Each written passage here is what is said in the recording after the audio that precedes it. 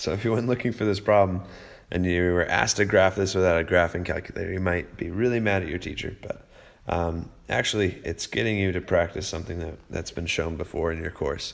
You need to always envision what things can look like if you were to rearrange them in math. This is factorable. There's a 3 that you can divide out of each of these terms. There's at least an x squared you can divide out of all of them. So write your 3x squared on the outside, and what's left over is what happens when you divide. 3x to the 4th divided by 3x squared. The 3 is already taken out. You're left with just x squared. And 6x to the 3rd divided by 3x squared. That gives you just x. 2x, because 6 divided by 3 is 2. And 3x squared divided by 3x squared, don't write nothing. Write a plus 1, because when you divide two things, if they're the same, they don't completely go away. It's 3x squared divided by 3x squared just gives you 1.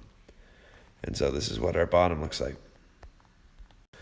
So here's how we're going to be able to graph this way easier. This and this cancel out, so the function f of x equals 3x squared is going to be the equivalent graph. There's a couple of notes you'll want to make, though.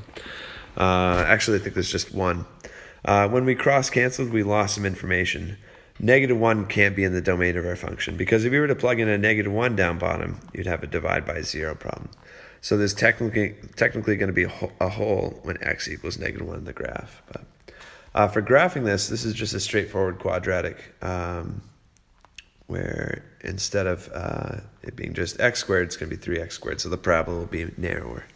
And if you're ever not sure what a graph is going to look like, get a couple of values with the table of values. Plug in 0 and see what it spits out for y. Plug in -1, plug in +1, and we got a couple of dots here.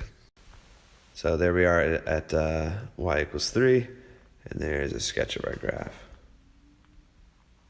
We just need to remember there's a hole at x equals -1. Oops.